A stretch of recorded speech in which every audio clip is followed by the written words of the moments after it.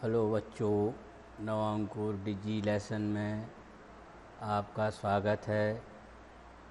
आज मैं आपको कक्षा 11 वाणिज्य संकाय के अंतर्गत वही खाता एवं लेखाकार विषय, इसको अकाउंटेंसी बोलते हैं, की इकाई 3 जिसका शीर्षक है दैनिक पंजी या नकल वही भी बोलते हैं इसको। बच्चों, जो इकाई 3 है और इसको रोजनामचा के नाम से भी अपन जानते हैं, रोजनामचा भी इसको कहते हैं। लेकिन अध्याय की दृष्टि से बच्चों यदि देखा जाए तो ये 5वां अध्याय है। इसके सवाल मैं आपको बताऊंगा, आज सवाल के विषय में बताऊंगा। आप थ्योरी का एक वीडियो देख चुके हैं, एक सवाल का लाइव वीडियो आप देख चुके हैं, पार्ट 1 के नाम से। ये पार्ट 2 रखा है इसको। और मैं आपको बताऊंगा कि जनरल कैसे तैयार किया जाता है, जनरल है क्या, ये सारी बातें इसमें आप देखेंगे। तो मैंने प्रश्न क्रमांक 2 लिया है, जो आपकी किताब का ही है। इसमें अंकित की पुस्तक में आपको नकल वही करना है, नकल प्रविष्टियाँ करना है, रोजनामचा प्रविष्टियाँ करना है, जनरल एंट्री करना है। एक ही चीज़ है बच्चों, जनरल एंट्री करना है, नकल वही में प्रविष्टि करना है, रोजनामचा प्रविष्टि करना है। अब ये सौदे लिखे हैं, देखिए प्रश्न के हिसाब से। रोकड़ से व्यापार आरंभ किया 8,000, ये नगद माल खरीदा 700 रुपये, रमेश को माल बेचा 300 रुपये, अमन से माल खरीदा 1,000, फर्नीचर खरीदा 160 रुपये, माल बेचा 500 रुपये और बैंक में जमा किए 2,000 रुपये, और लास्ट सौदा है दुकान का किराया दिया 140 रुपये। ये तो प्रश्न है आपका, किताब में ही दिया है।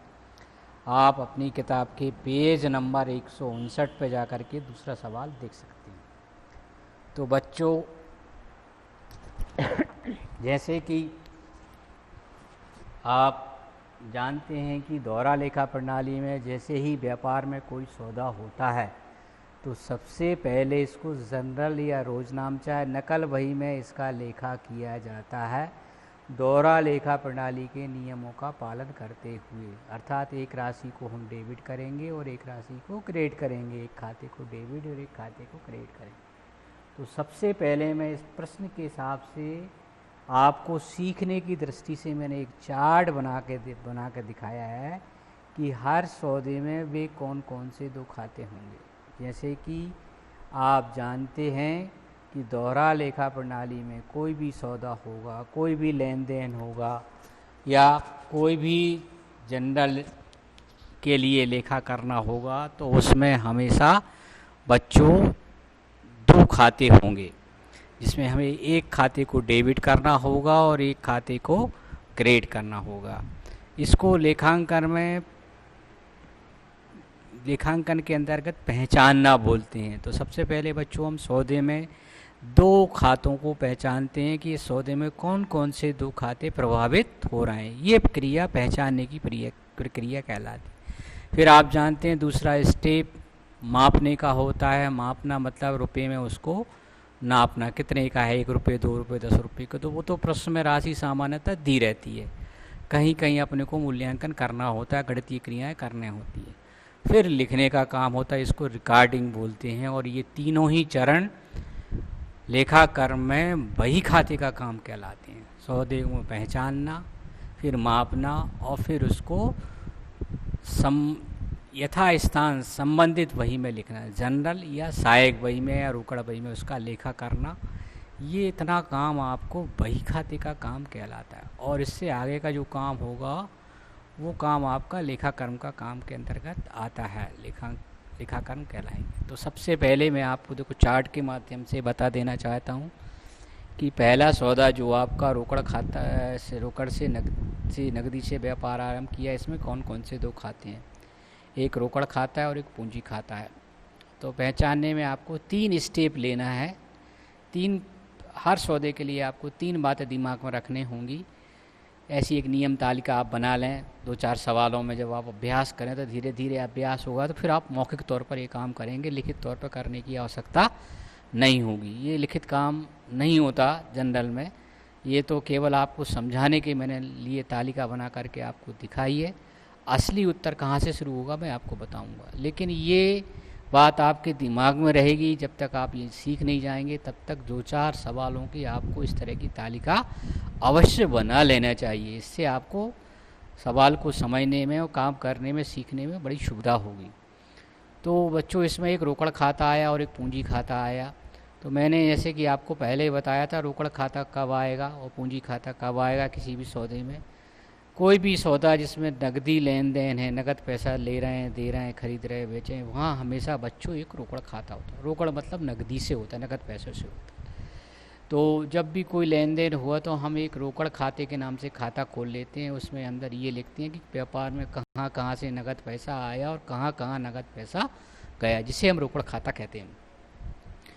पूंजी खाता व्यापारी जब व्यापार आरंभ करता है तब बच्चों आता है। जैसे इसकी पूंजी की पहले भी आपको परिभाषा बताई थी कि व्यापारी व्यापार शुरू करते समय जो भी नकदी, वस्तु और दूसरी चीज़ें व्यापार में लगाता है, उन सब के योग को पूंजी कहा जाता है और ये पूंजी खाते के नाम से खाता एक खोला जाता है।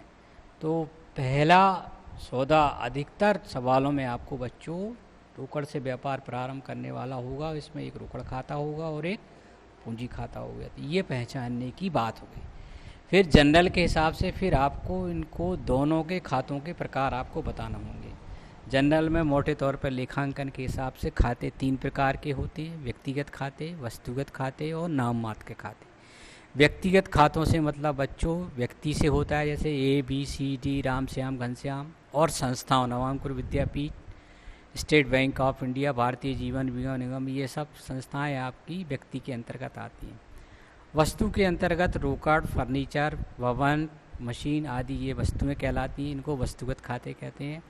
और नाम मात्र के खर्चे भी होते हैं जिनका संबंध आय और व्यय से होता है। इनको अपन धीरे धीरे करके पहचानना सीखेंगे। जब हम इन खातों के प्रकार पहचान लेते हैं, फिर हम नियम लगाते हैं बच्चों।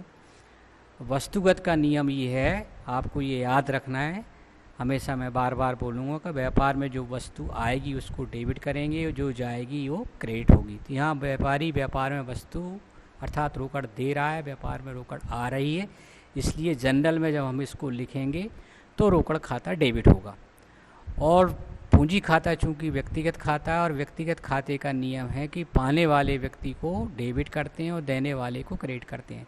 तो यहाँ चूँकि व्यापारी व्यापार को पैसा दे रहा है, व्यापारी व्यक्ति है। पूंजी खाते का जो प्रकार होता है वो व्यक्तिगत होता है। व्यापारी के नाम से हम खाता ना खोल करके उसके स्थान पर पूंजी खाता खोलते हैं, तो ये क्रेडिट हो जाएगा। ये पहले सौदे में हमने 2 खाते पहचाने।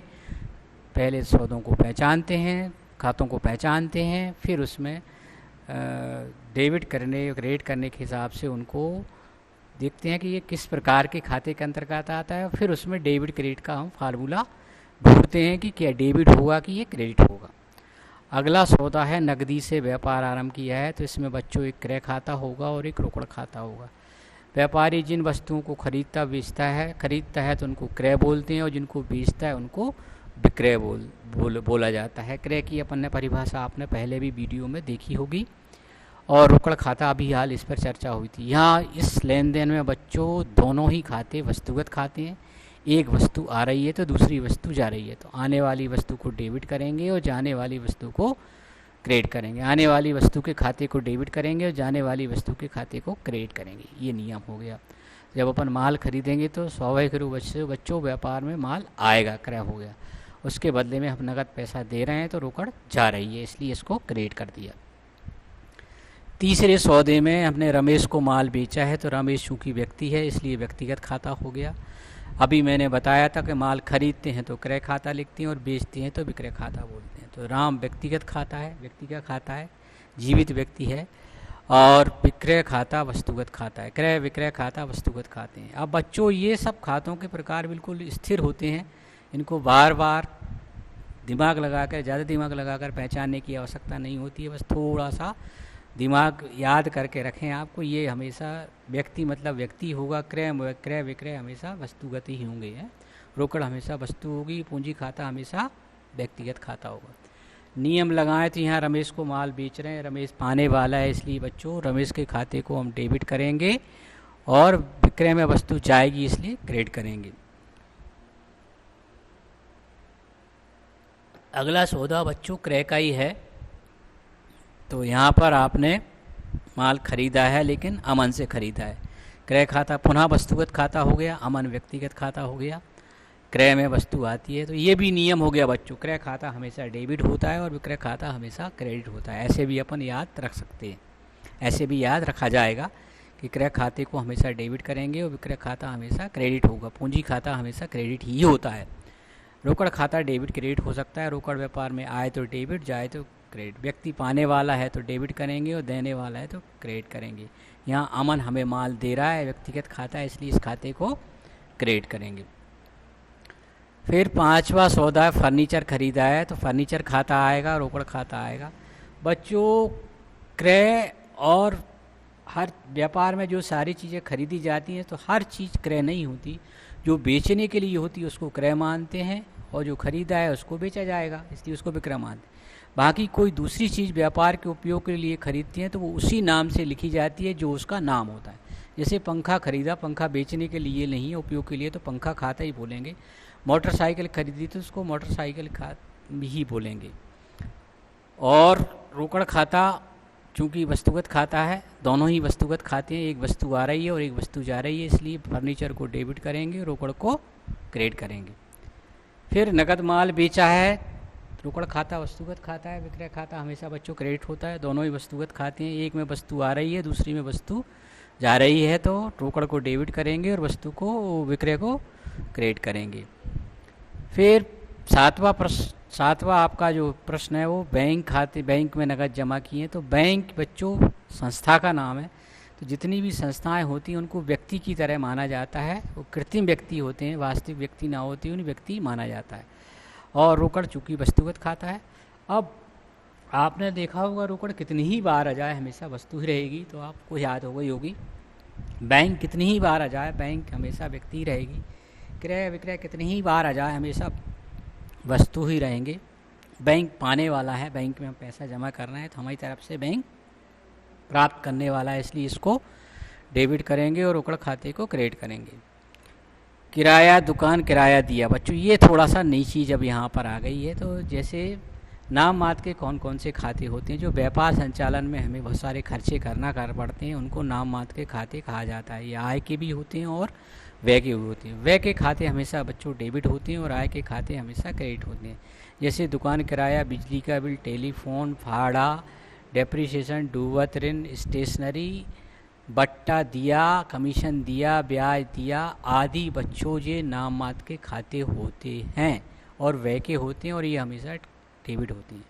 आय के खातों में हमें ब्याज मिला, किराया मिला, कमीशन मिला और अतिरिक्त कहीं बट्टे से प्राप्ति हुई, यदि ये मिल रहे हैं तो आय के खाते होते हैं और ये हमेशा क्रेडिट होती है। और इनको लेखांकन की दृष्टि से नाम मात्र के खाते, नॉमिनल अकाउंट के नाम से जाने जाते हैं।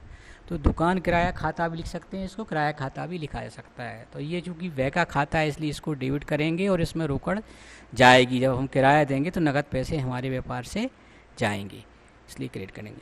अब असली सवाल एक तरह से बच्चों जब इतना करना आपने सीख लिया है तो फिर ये सवाल पूरा ही कंप्लीट हो गया। ये जो मैंने नियम बना करके ये तालिका बनाई है, तालिका बनाना अनिवार्य नहीं होती है, ये अभ्यास के लिए होती है। जब धीरे धीरे करके आपका अभ्यास हो जाए तो फिर इस तालिका को बनाने की आवश्यकता आपको नहीं की। असली उत्तर बच्चों यहाँ से शुरू होता है जनरल का। ये देखिए जनरल का प्रारूप ऐसा होता है। सबसे पहले जिस व्यक्ति की हम जनरल बनाते हैं उसका नाम लिखते हैं। तो यहाँ अंकित की जनरल है, अंकित नाम का व्यक्ति है, उसकी नकल वही बना रहे हैं। अंकित की जनरल या अंकित की नकल वही या अंकित का रोजनामचा या जनरल प्रविष्टियों के नाम से। पहले आपको बताया था कि बच्चों जनरल में 5 कॉलम होते हैं, 5 होते हैं। पहला कॉलम दिनांक का होता है। दिनांक का कॉलम उतना बड़ा रखना है जिसमें दिनांक की राशि आसानी से लिखा जाए।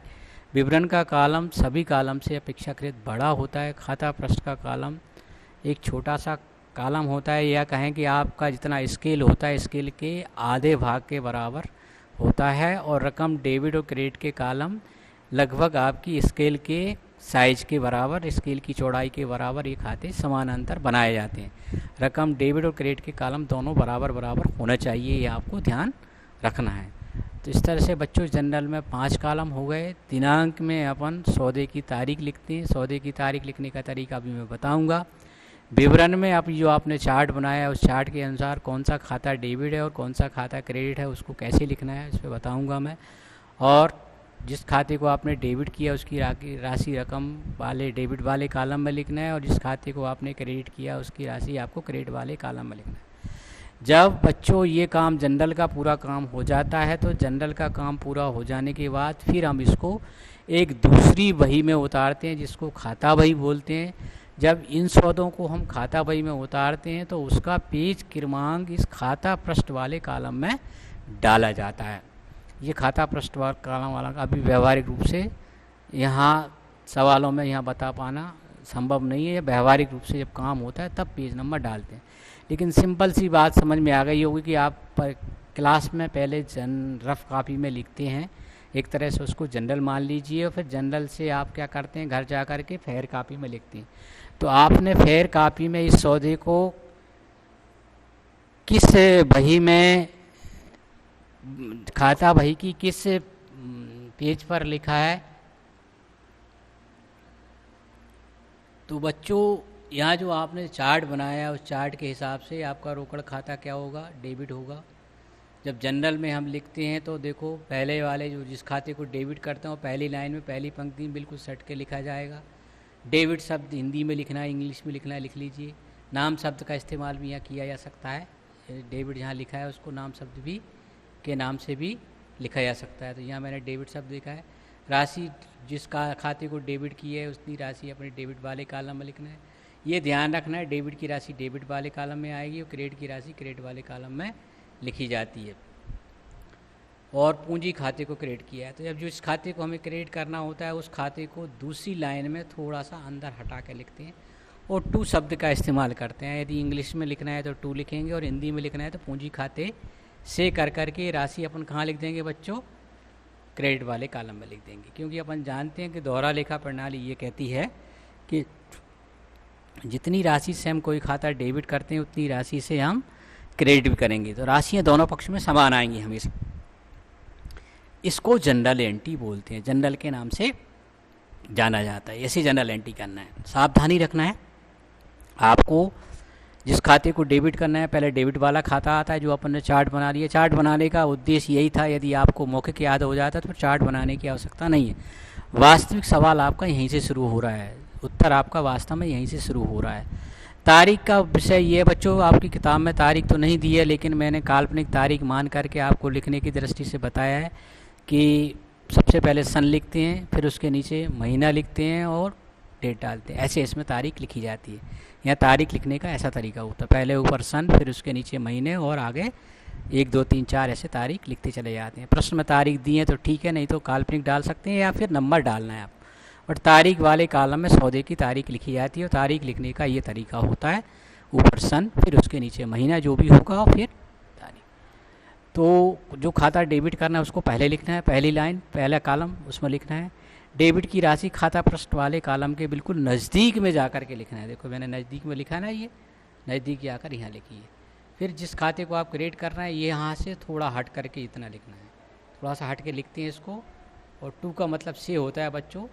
अब कुछ इसमें अपन हिंदी अंग्रेजी को मिलाकर ही काम करेंगे। पूंजी खाता लिखेंगे, टू वाई का आगे उपयोग होता है और राशि इसकी क्रेडिट। और एक राशियाँ लिखते समय ये ध्यान रखें कि इकाई का अंक इकाई के नीचे और दहाई का अंक दहाई के नीचे आना चाहिए।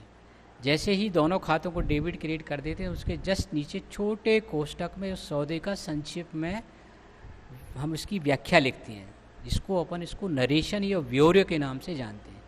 जैसे ही जनरल एंट्री पूरी हो जाती है, खाता डेबिट क्रेडिट कर देते हैं, तो जस्ट उसके नीचे हम सौदे का संक्षिप्त में ब्यौरा लिखते हैं। इस ब्यौरे को नरेशन के नाम से जान इसकी व्याख्या करते हैं। व्याख्या करने का अपना तरीका हो सकता है। व्याख्या के माध्यम से हम पहचानते हैं कि ये सौदा क्या है। केवल हम खातों को डेबिट क्रेडिट करेंगे तो इससे ये स्पष्ट नहीं हो पाता सामान्यतः कि ये सौदा क्या है। तो फिर नरेशन से हमें समझ में आ जाता है कि ये सौदा क्या है। फिर इसी तरह से देखो बच्चों, ये तो पहले ही हम चार्ट के माध्यम से क्लियर कर चुके हैं कौन से खाते को डेबिट करना है और कौन से खाते को क्रेडिट करना है। यहाँ क्रेडिट शब्द का इस्तेमाल नहीं करना है बच्चों, यह ध्यान रखना है। टू के साथ क्रेडिट यहाँ नहीं लिखना है, या टू शब्द लगाते हैं, और हिंदी में लिखना है तो से लिखेंगे रोकड़ खाते से। तो ये चार्ट बनाने से ये फ़ायदा होगा कि हमें पहले से ही पता है कि कौन से खाते को डेबिट करना है और कौन से खाते को क्रेडिट करना है। राशि प्रश्न के हिसाब से आप लिख देंगे। नगद माल खरीदा, ये हो गया। अब बच्चों मेरी स्लाइड के हिसाब से मेरा एक पेज पूरा हो गया। जैसे एक पेज पूरा हो जाता है तो उस पेज का हम जोड़ लगा लेते हैं। तो यहाँ देख रहे हैं 8700 दोनों पक्षों का जोड़ एक शीट में लिखेंगे। जोड़ लगाने का मकसद क्या होता है बताऊँ। हाँ, एक काम और करना है। जैसे एक जनरल एंट्री पूरी हो जाती है तो विवरण वाले कॉलम में ये पूरी लाइन खींच देते हैं। विवरण वाले कॉलम तक खींचना, ये लाइन इधर नहीं ले जाना, ये ध्यान रखना है।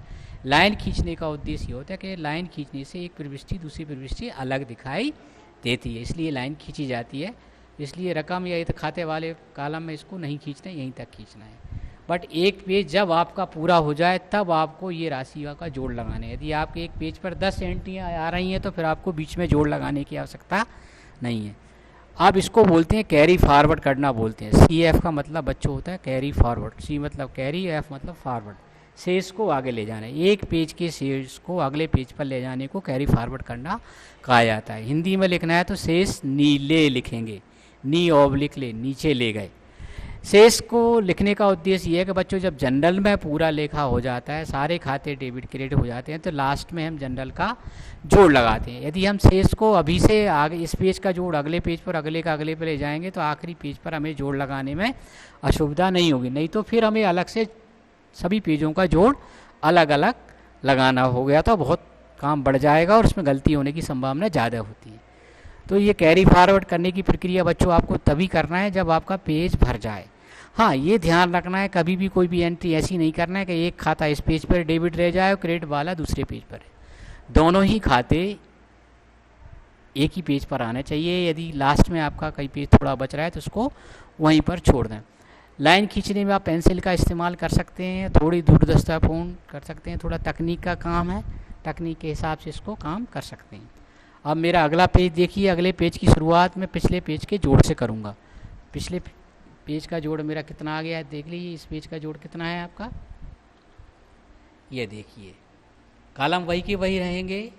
यहाँ BF शब्द का इस्तेमाल करूँगा। BF का मतलब बैक फॉरवर्ड, पीछे से लाया गया। हिंदी में लिखने तो शेष नीला, नीचे लाया गया, शेष नीचे लाया गया। सबसे पहले पिछले पेज का शेष लिखूँगा।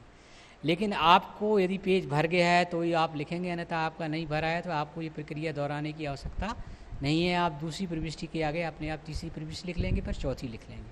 लेकिन जब 4 प्रविष्टि के बाद आपका पेज भर गया तो चारों प्रविष्टियों का आप जोड़ लगा लेंगे।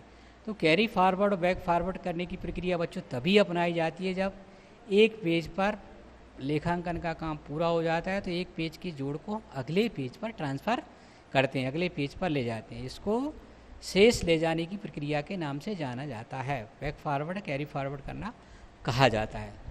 तो फिर बच्चों देखो तारीख, अब पेज बदल गया है इसलिए पिछले पेज पर देखो बच्चों मैंने ऊपर ही केवल 2020 डाला था, दूसरी तारीख में मैंने 2020 नहीं लिखा था। एक पेज पर एक ही बार सन डाला जाता है, सबसे पहले वाली प्रविष्टि पर, फिर अगली वाली प्रविष्टियों में केवल महीना और डेट डालते हैं, सन डालने की आवश्यकता नहीं होती है। लेकिन पेज बदल जाता है तो फिर आपको सन पहली वाली प्रविष्टि में डालना होगा, फिर बाकी प्रविष्टियों में आपको महीना और तारीख डालते चले जाएँ। यहाँ देखो रमेश का खाता डेबिट हो रहा है, 300 रुपये रमेश को माल बेचा है, विक्रय खाता क्रेडिट। यहाँ आप ये बताने की आवश्यकता नहीं है, पहले ही मैं चार्ट के माध्यम से आपको बता चुका हूँ कि किसको डेबिट करना और किसको क्रेडिट। पर लिखने की प्रक्रिया को आपको ध्यान रखना कि डेबिट वाला खाता कहाँ से लिखा रहा है, देखें ध्यान से, और क्रेडिट वाला खाता मैं कहाँ से लिख रहा हूँ। डेबिट वाले खाते को हमेशा पहली लाइन और पहले कॉलम से लिखना है और फिर क्रेडिट वाला खाता थोड़ा हट के लिखना है। उसमें टू का इस्तेमाल करना है और हिंदी में लिखना है तो टू नहीं लिख रहा है तो फिर से लिखेंगे आप। फिर उसके नीचे नरेशन लिखेंगे और डेबिट राशि वाली राशि को डेबिट वाली राशि में, क्रेडिट वाली राशि को क्रेडिट वाली। बस ये ध्यान रखना है इकाई का अंक इकाई के नीचे आने चाहिए, दहाई का अंक दहाई के नीचे आने चाहिए ताकि आपको जोड़ निकालने में सुविधा हो। फिर अगला 4 तारीख का सौदा क्रय खाता डेबिट करना है और अमन के खाते को क्रेडिट करना है।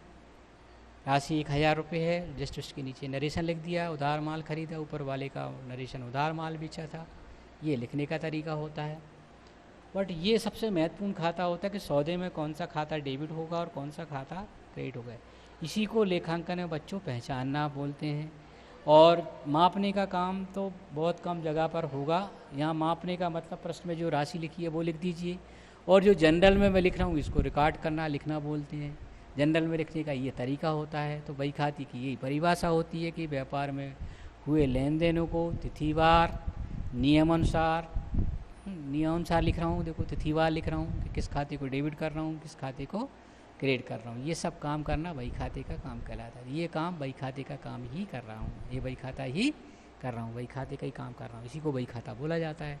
आपने शुरू में बही खाते की परिभाषा पढ़ी होगी, अब परिभाषा को आप पढ़ेंगे तो अब आपको समझ में आएगा कि ये काम जो मैंने अभी तक किया जनरल में, ये बही खाते का ही काम कहलाता है। अब इससे आगे का जो काम होता है वो काम आपका लेखा कर्म के अंतर्गत आता है, लेखा कर्म का काम कहलाता है।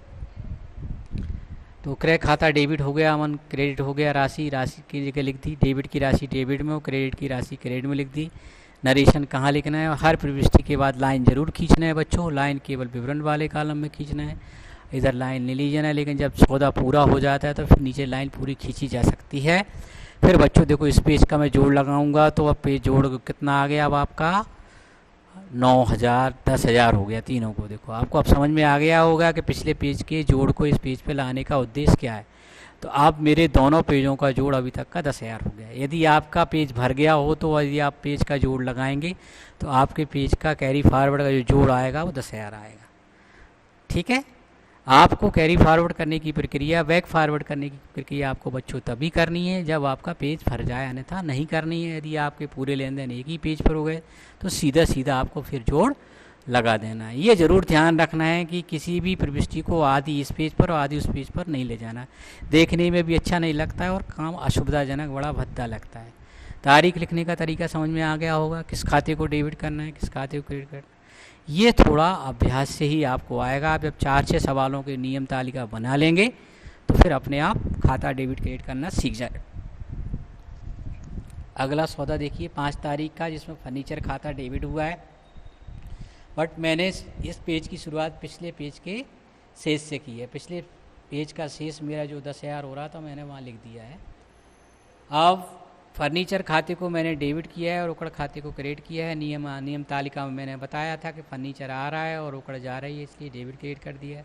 राशि 160 रुपये वो प्रश्न में दी है, मैंने लिख दी और नरेशन लिख दिया। संक्षेप में नगद फर्नीचर खरीदा, फिर नगद माल बेचा है। तारीख को देखो मैं तारीख वाले कॉलम में था तारीख, लेकिन जब भी लिखूंगा तो यदि पेज पे फ्रेश है तो सन डालूंगा, नहीं तो फिर नीचे महीने और तारीख डालते आगे चले जाते हैं। तो बार बार आपको सन डालने की आवश्यकता नहीं है। जनवरी 6 में देखो मैंने 2020 नहीं लिखा है, क्योंकि वहाँ फिर तारीख में आपको सन एक ही पेज पर, पहले किसी भी पेज पर हम लिख रहे हैं तो उस पर सन एक ही बार लिखा जाता है। यहाँ सन यदि बदलता है तो फिर आपको लिखना है। मान लीजिए 21,000 था तो फिर आपको सन वहाँ बदल के आपको लिखना होगा। तो नगद माल बेचा तो रोकड़ खाता डेबिट हो गया और विक्रय खाता क्रेडिट हो गया। 500 रुपये लिखा गया। डेबिट की राशि मैं डेबिट में लिख रहा हूँ, क्रेडिट की राशि क्रेडिट में लिख रहा हूँ। और अब इस पेज का जोड़ भी, मेरा पेज भर गया है, अब इस पेज का मैंने जोड़ लगाया तो 10,660 दोनों पक्ष हो गए। ये जो इस कैरी फॉरवर्ड वाली राशि है, बैक फॉरवर्ड वाली, ये दोनों को एक सीध में ही लिखना है, ये ध्यान रखना है आपको है। ये डेबिट क्रेडिट का जोड़ तो है लेकिन इसको हमेशा एक सीध में ही लिखा जाता है। ऊपर भी देखो बैक फॉरवर्ड में भी मैं एक सीध में लिख रहा हूँ, कैरी फॉरवर्ड में भी एक सीध में ही लिख रहा हूँ। तो अब मेरा पेज क्रमांक 3 कंप्लीट हो गया। क्योंकि कंप्यूटर पर मैं स्लाइड तैयार कर रहा हूँ तो स्लाइड 2 स्लाइड में ही जनरल एंट्री आपकी भर जाती है। अब अगला पेज पर मेरा पूरा काम ही ख़त्म हो जाएगा, बट अगले पेज की शुरुआत में पिछले पेज के जोड़ से ही करूँगा, जिसको BF मतलब बैक फॉरवर्ड, पीछे से लाया गया। 10,660 मैंने लिख दिए। ये ऊपर जो कॉलम दिखाई दे रहे हैं, दिनांक, विवरण, खाता, प्रश्न, रकम, डेबिट की, ये जरूर बच्चों आपको हर पेज पर लिखना पड़ेंगे। फिर देखो मैंने तारीख लिख दी, सन लिखा क्योंकि पेज मेरा बदल गया है, और तारीख 6 और 6 के बाद 7 और 8 तारीख यहाँ आ गई। बैंक में खाता जमा किया इसलिए बैंक खाता डेबिट हो गया और रोकड़ खाता क्रेडिट हो गया। बोलने में भले बोल रहा हूँ बच्चों, मैं टू रोकड़ खाता ही बोलना चाहिए। क्रेडिट हो गया मतलब टू रोकड़ खाता हो गया। बैंक में नकदी जमा किए 2,000 रुपये और किराया दिया, किराया नामात का खाता है इसलिए व्यय का खाता है, इसको डेबिट किया और इसके बदले में रोकड़ जा रही है इसलिए मैंने इसको क्रेडिट किया और राशि 140 रुपये लिख दी। यहाँ आपने देखा होगा मैंने सारी राशियों को, इकाई की राशि को इकाई के नीचे, दाई की राशि को दाई के नीचे लिखना है, ये सावधानी रखना। कालमों का भी ध्यान रखना है, मेरे कालम बिल्कुल प्रॉपर बने हुए हैं। विवरण का कालम जितना बड़ा हो जाए उतना अच्छा है। खाता पृष्ठ के कालम की उपयोगिता केवल खाता बही के पेज नंबर डालना होते हैं, वो 1 2 3 4 5 6 से शुरू होते हैं। तो खाता पृष्ठ का कालम यदि छोटा हो जाए तो कोई अंतर नहीं पड़ता है। रकम के कालम उतने बड़े बनाने हैं जितने की आसानी से प्रश्न के हिसाब से राशियाँ लिखे जाएँ, बट दोनों समान होंगी, रकम डेबिट की भी और रकम क्रेडिट की। डेबिट क्रेडिट को बच्चों नाम जमा के नाम से भी जानते हैं। आप यहाँ डेबिट क्रेडिट के स्थान पर नाम जमा शब्द का इस्तेमाल भी कर सकते हैं। रकम की जगह राशि शब्द भी लिखी जा सकता है। रकम नाम और राशि नाम राशि जमा के से भी लिखा जा सकता है। तो इस तरह से बच्चों मेरी 8 सौदों को, 8 लेन देनों को, 8 व्यवहारों को मैंने जनरल नाम की बही में लिख दिया। ऐसा काम व्यापारी साल भर तक करता है, जो 1 जनवरी से शुरू होता है और 31 दिसंबर तक चलता है। जब 31 दिसंबर उसका पूरा हो जाता है तो फिर बच्चों को उठा करके अपनी पूरी बही के पेज का जोड़ लगाता है, जिसको महायोग के नाम से कहा जाएगा। अब इसको कैरी फॉरवर्ड करना नहीं कहा जाएगा। तो अब आप देखेंगे 10,660 में मैंने 2000 और 140 2140 पेज के जोड़े, तो दोनों पक्षों का जोड़ 12,800 बराबर आ गया। ऐसा इसलिए क्योंकि जितनी राशि हमने डेबिट में लिखी है उतनी ही राशि हमने क्रेडिट में लिखी है। ये बच्चों इस तरह से इस प्रश्न का आंसर हुआ। आंसर वाला भाग आपका जनरल से शुरू होता है। यहाँ से देखो बच्चों, यहाँ से शुरू हो रहा है आपका, कहाँ से, यहाँ से शुरू हो रहा है। ऊपर वो जो आपने नियम तालिका बनाई है वो केवल समझने के लिए है। जब आपको समझ में आने लगे तो फिर हर सवाल में आपको बनाने की आवश्यकता नहीं है, या आप बना भी रहे हैं तो उसको रफ पर बना लें, फेयर कापी पर आपको केवल ये यहाँ से उत्तर लिखना है। हाँ बच्चों, फेयर कापी पर एक ध्यान और रखना है कि आपको सवाल नहीं उतारना है, सवाल का नंबर और पेज नंबर उतार लेना है, केवल उत्तर आपको लिखना है। कोई भी विद्यार्थी सवाल उतारने में अपना समय खराब नहीं करेगा।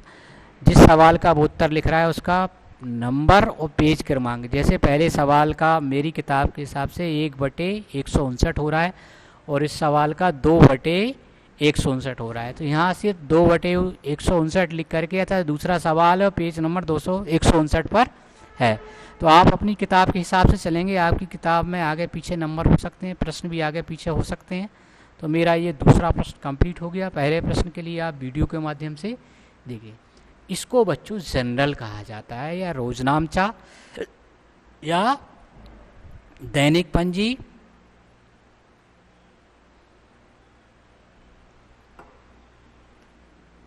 या नकल वही के नाम से जाना जाता है। लिखने के तरीके समझ में आ गए बच्चों। अकाउंटिंग के विषय में ऐसा कहा जाता है कि जिस व्यक्ति की, जो भी व्यक्ति अकाउंटिंग पढ़ रहा है, कॉमर्स जिसने लिया है, जिसको जनरल एंट्री खूब अच्छे से आती हैं, जनरल एंट्रियों का अच्छा अभ्यास है कि कौन सा खाता हमें डेबिट करना है और कौन सा खाता क्रेडिट करना है, तो वो कभी भी अकाउंटिंग के मामले में असफल नहीं हो सकता है।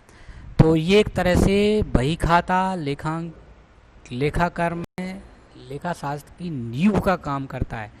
बच्चों ऐसा कहा भी जाता है कि आपकी जितनी नींव मजबूत होगी उतना ही आपका भवन भी मजबूत होगा। बही खाता लेखाकर्म रूपी भवन की नींव का काम करती है। तो बच्चों आपको नींव इतनी मजबूत रखना है, इतनी मजबूत रखना है कि उस पर उससे आपकी बहुत मजबूत लेखाकर्म रूपी जो भवन है बहुत मजबूत होना चाहिए।